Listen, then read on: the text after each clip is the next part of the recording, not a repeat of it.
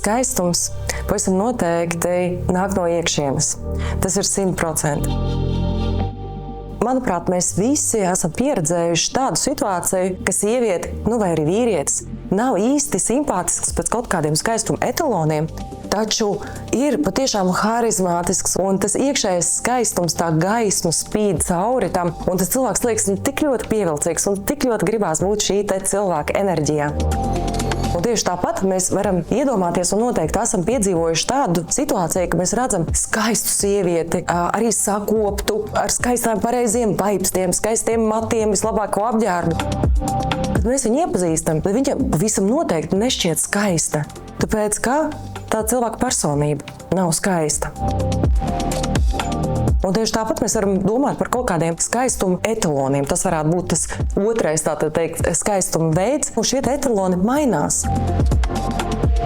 Taču es uzskatu, mēs jau nevaram mainīt sevi ik pēc 5-10 gadiem, tagad pielāgoties un mainīt savu izskatu, kāds mums viņš ir. Un vienmēr skaistas būs tās sievietes, kuras ir koptas. Tās, kuras tiešām rūpējas par savu sejasādu, rūpējas par saviem matiem, rūpējas arī par savām sajūtām un emocijām un fizisko un arī mentālo stāvokli. Mans tēls šajā te kalendārā ir haoss.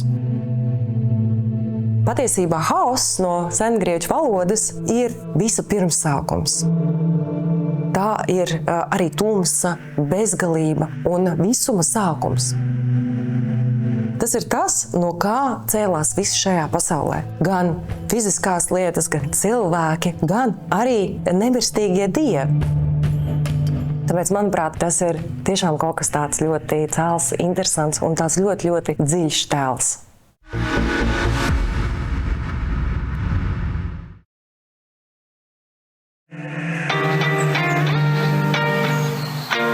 Man skaistums nozīmē labi justies, un ja es jūtos labi, es varu izskatīties skaisti, manuprāt, jebkurā dzīves situācijā.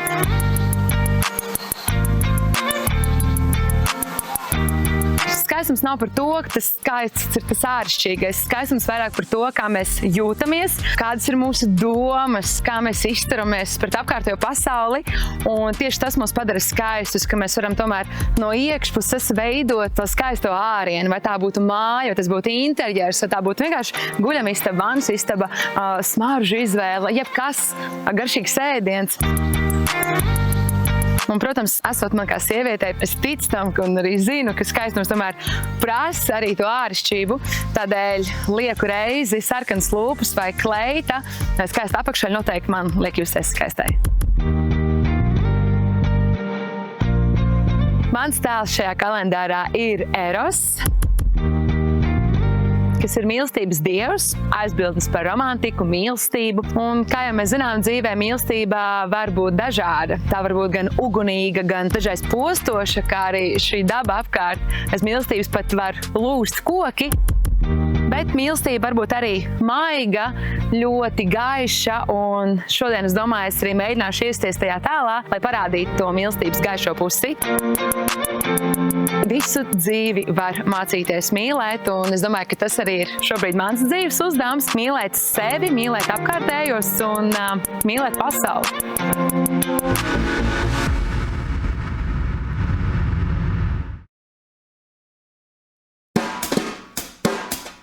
Красота – это довольно сложное понятие, потому что его можно попытаться вписать в какую-то формулу, которая будет говорить о том, что, например, красота – это симметричность правой и левой части лица.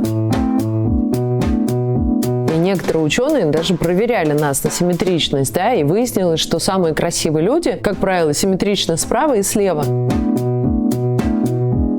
Но как быть со всеми остальными, кто вообще ни разу не симметричен и кто не вкладывается ни в один из стандартов красоты? Тогда выясняется, что красота – это не только про пропорции, а скорее про диспропорции, которые делают тебя ни на кого не похожим, то есть делают тебя тобой. И массовая культура к этому никакого отношения не имеет. Эфир, мой образ. Я в эфире, в прямом радиоэфире, 30 лет. И мне всегда было очень сложно сформулировать, что это такое.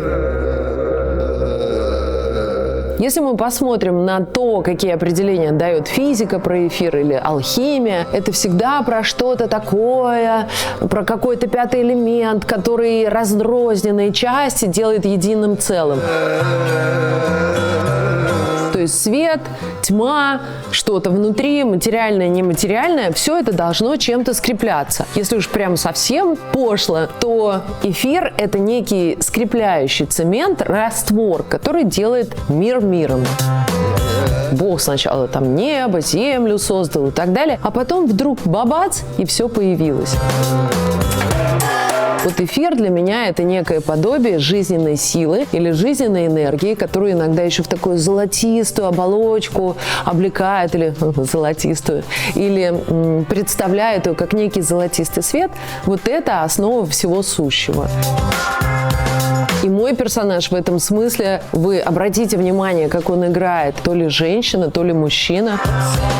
С одной стороны женщина, с другой стороны такое лицо могло бы и мужчине принадлежать. Достаточно вспомнить Тильду Свинтон, которая играла и мужские, и женские роли. И вот эта андрогинность, она как в предвкушении, она дает возможность тебе фантазировать, будет ли этот персонаж развиваться как мужчина или будет ли он развиваться как женщина, потому что эфир – это флюид, то есть нечто неосязаемое, которое можно только прочувствовать. Это не очень удобно, но...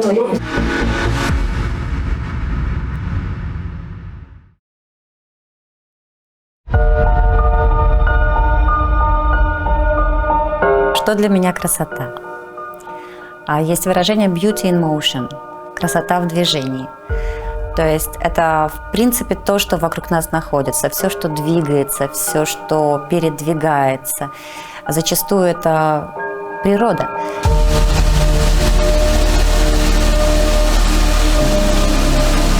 Природа, вода, ветер, движение, даже, как говорили, красота по-американски, пакет, который играется на ветру.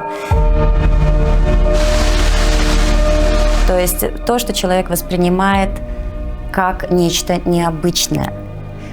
И мой образ Тифида, получается, что как раз-таки этому и соответствует.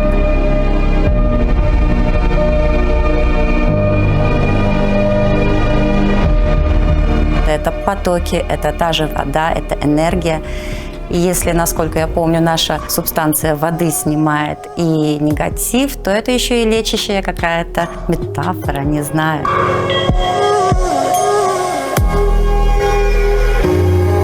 Вода лечит, красота лечит, успокаивает. И, наверное, красота спасает в каком-то смысле. Поэтому мы постарались сделать красоту в движении.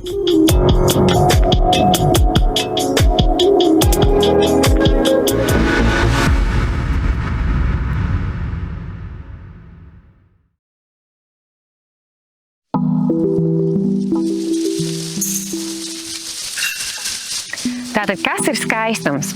Es varu pateikt, ka es patiesi skaisti jūtos tieši tad, kad es esmu tik dzirkstoša kā šampanietis.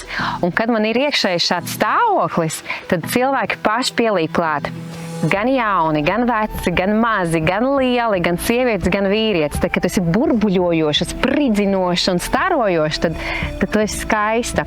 Un tur neviena kosmētikas kārta to nevar dzēst, jo reizēm bieza kosmētika un dusmīga seja nerada to dzirkstošumu un to skaistumu, bet tad, kad dzirkstošums nāk šādi ar tādu strāvu iekšēji, tad cilvēks ir patiesi skaists.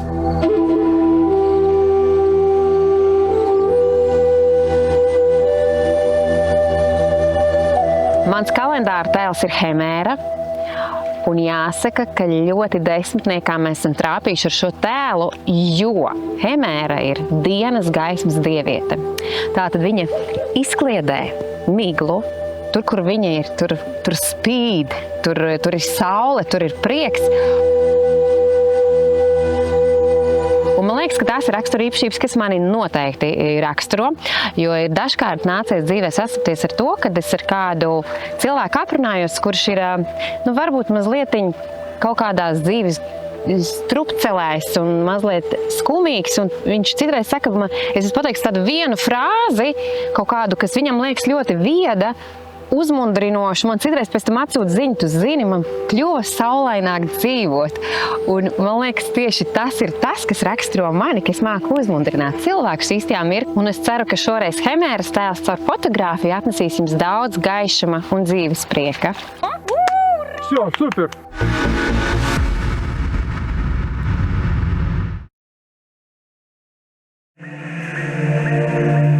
Kas ir skaistums? Es domāju, ka tas ir ļoti nosacīts jēdziens. Ir ārējais skaistums, iekšējais skaistums. Sežot šeit mežā, lūkojoties uz katru no šīm sūnām, uz sēnēm, uz debesīm, uz bērziem, priedēm, es varu teikt, ka skaistums ir daba. Mēs kļūstam skaisti tad, kad mēs ienākam dabā, tad, kad mēs saprotam to absolūto Dieva skaisto pasauli, kurā mēs esam ielikti, lai to baudītu. Tas, manuprāt, ir skaistums. Un kā viens izcils skolotājs teica, es katru rītu pamostos un paskatos pa logu, ko Dievs ar saviem eņģeļiem un eņģeļu spārniem ir man uzgleznojis. Manu tēvu sauc Nikta, kura valda pār nakti. Ko nozīmē nakts man personīgi? Tas ir noslēpums, tā ir zemapziņa, tas noteikti nav prāts, tā noteikti ir maģija. No kā mēs mostamies, tas ir, kur mēs iegrimstam. Nikta ir kaut kas, kas ir līdzīgs, kaut kādā ziņā nāvei, ja mēs zinām, kas ir nāve. Nāvi mēs piedzīvojam katru nakti aizmiegot, jo mēs jau nevaram kontrolēt, kas notiek ar mūsu dvēselēm, kad mēs esam aizmiguši. Tā ir mamma, arī nāve ir mamma. Tas nav nekas biedējošs. Ja mēs saprotam to, ka noslēpums ir tas, kurš ved mūs cauri tunelim, iespējams tumsai, bet vienmēr tumsas galā vai tuneļa galā ir gaisma. Tātad priekš manis Nikta ir māte, kura ved uz gaismu.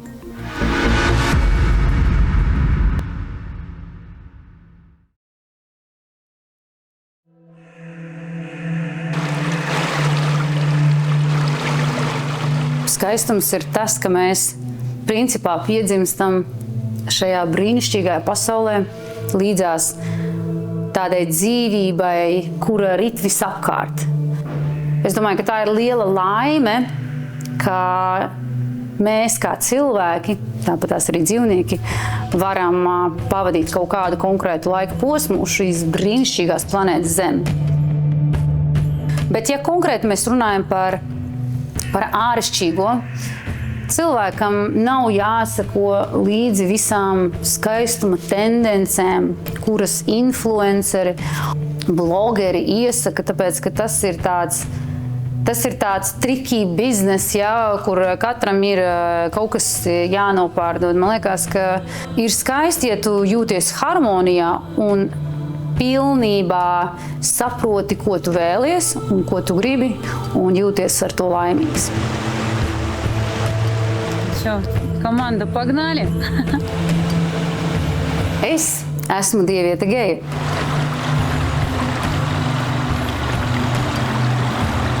Manuprāt, es tik ļoti sevi sajūtu šajā dievietes statusā, jo geja ir zemes māte.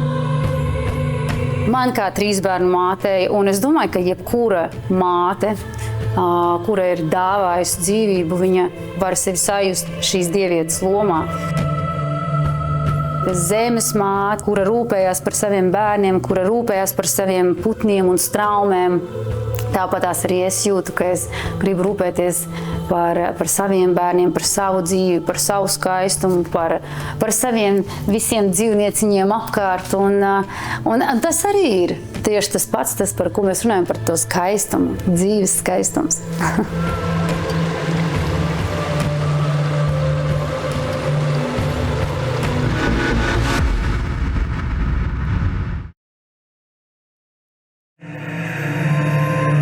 Skaistums ir visā.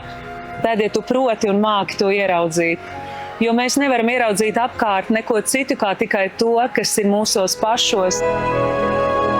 Es ar gadiem esmu iemācījusies redzēt, saskatīt skaisto arī neglītajā. Sievietes daudzu gadsimtu garumā ir sekojušas tam, lai viņas būtu skaistas, jo skaistums tas ir kults. Kāpēc skaistums sāp? Tāpēc, ka skaistu cilvēku, skaistu lietu, vietu, mūzikas klātbūtnē mēs sajūtam bezgalību, un tas sāp. Sieviešu skaistuma standarti cauri gadsimtiem ir mainījušies, bet nekad nav mainījies viens. Skaistums caur atvērtu sirdi, caur plūstošu sirds enerģiju, skaistums caur dievišķo pieskārienu. Skaistums tā ir enerģija, tas ir plūdums, tas ir vieglums un harmonija sejas vaipstos, harmonija mūsu darbībās un harmonija visā visumā. Tas man ir skaistums. Šajā projektā man ir tas gods atveidot Hēlijus, saules dievieti. Izsenis saule ir bijis viens no pielūgtākajiem dieviem. Saule ir kaut kas tik grandios, bez saules nav dzīvības, bez saules nekas nedzimst, neaug, bet saule var arī izdedzināt. Man ir ļoti grūti dzīvot dienās, kad nav saules. Es esmu ļoti pateicīga, ka tā mums ir dota. Rīta gaisma, saulīte, gaismiņa, ausa saulīte, saules meitas un saules māte. Saule tas ir pašu pamatu pamats. Спасибо, снято!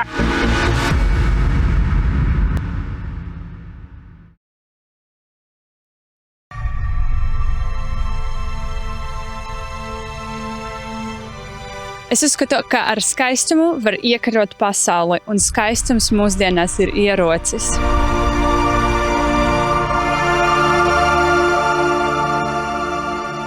Un arī tas, ka skaistums var būt dažāds, piemēram, mēs ar Tīnu sporta apģērbā.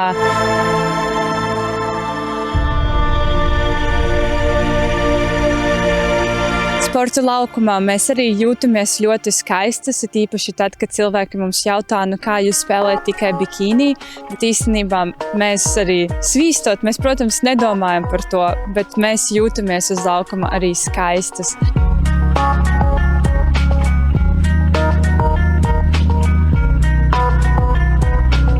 Un arī tad, kad mēs uzvelkam kleitu vai piedalāmies šādā fotosesijā, tas viss kopā arī ir skaistums.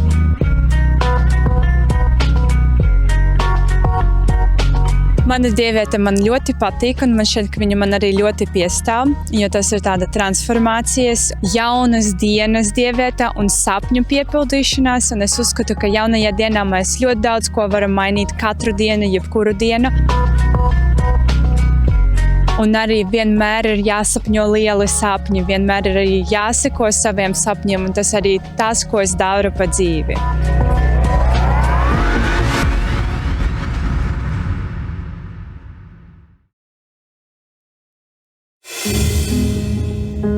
Skaistums tas ir kaut kas tik subjektīvs, tas ir tik subjektīvs jēdziens. Cilvēkam var šķist, ka, lūk, tieši tas ir absolūts skaistums un ideāls un pat pilnība, bet kādam citam tieši tas pats var šķist, kas necils, nemanāms, niecīgs. Katrā ziņā man skaistums tas ir kas tāds, kas rezonē ar mani, ar manu būtību, kas pieskaras manai sirdī, pieskaras manai dvēselē, pieskaras manām emocijām. Skaistumu tā īsti nekad neviens nevarēs nedz izmērīt, nedz arī aprakstīt, jo skaistumu var tikai un vienīgi sajust. Es esmu iejutusies sengrieķu dievietes Moiras tēlā. Moira sengrieķu mitoloģijā reprezentēja likteņa dievieti. saskaņā ar mitoloģiju, tad viņa paredz tādu likteni, kuru neviens cits dievs pēc tam nevienam nevarēja vairs izmainīt.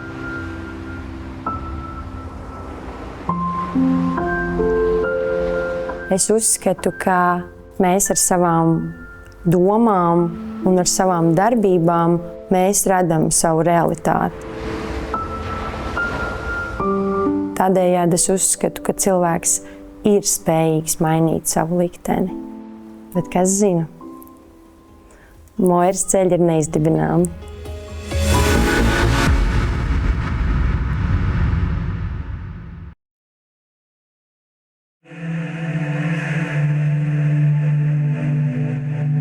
Es domāju, ka skaistumi ir dažādi. Tur ir tāds ideālais, simetriskais skaistums, kas nāk no grieķu romiešu kultūras. Un, kad tu ieraugi šādu cilvēku vai dzīvnieku, tev liekas, pasaule šajā brīdī ir ideāla. Viss ir kārtībā, viss ir harmonijā. Tad ir tāds skaistums, kas, piedodiet par izteicienu, nāk no iekšām. Patiesībā tas ir ļoti augsts vai augsts enerģijas līmenis, kas rada šo iekšējo starojumu cauri jebkurai ārienai. Tāpēc mēs jebkādas simetriskas, nesimetriskas, jebkādas ādas krāsas un tā tālāk cilvēku varam uzskatīt par skaistu, ja šo starojumu mēs jūtam, un tas patiešām ir jūtams. Tādi bieži vien mēs skaistumu izmantojam kā dominances ieroci. Vai tās būtu uzlabotas krūtis, vai lūpas, vai ideāli mati, vai ļoti dārgs manikīrs, vai kaut kāda absolūti ideāla nostrādāta figūra.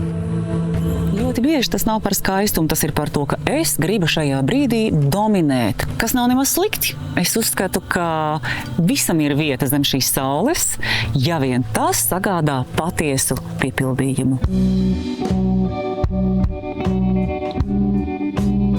Mans šī kalendāra varonis vai varone, tikpat labi tas varētu būt viņš vai viņa, ir mans absolūtais favorīts. Tas ir dievs vai dieve Erebo vai Erebus, kas ir pasaulē tumšākās vietas, tumšākās elles, tās vietas, kur gaismiņa nekad neiespīd dievs. Katrā no mums atrodas šāds te nostūris. Katrā no mums mīt šī ļoti, ļoti tumšā, ļoti melnā, es negribu teikt negatīvā enerģija, bet melnā enerģija. Un mēs tik ļoti cenšamies to slēpt, mēs tik ļoti cenšamies to neievērot. Mums ir bail ielūkoties, kas tur atrodas. Tur ir jāielūkojas. Tikai tur, nolaižoties pašos melnajos dvēseles dziļumos, var atrast spēku, jaudu, энергию, радить пасаули но яуна. Королева тьмы. Ой, огонь уже там где-то появляется. В камеру, на меня. Есть? Да. Глаза на меня. В камеру. Ю! Окей. Кат! Pēdējo reizi šodien.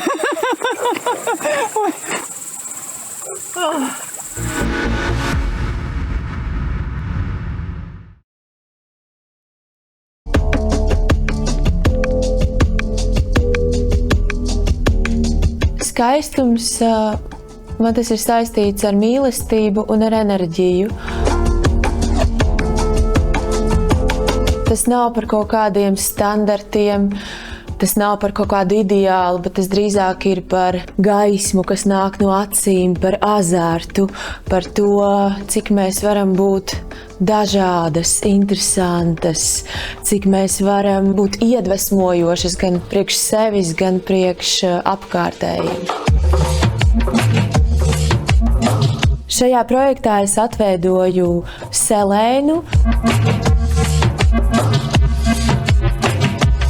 Tas ir ļoti interesanti, jo vienmēr tieši nakts un mēnesis man ir bijis kaut kas tāds, kas vairāk man pašai asociējās ar sevi un pievelk mani pašu.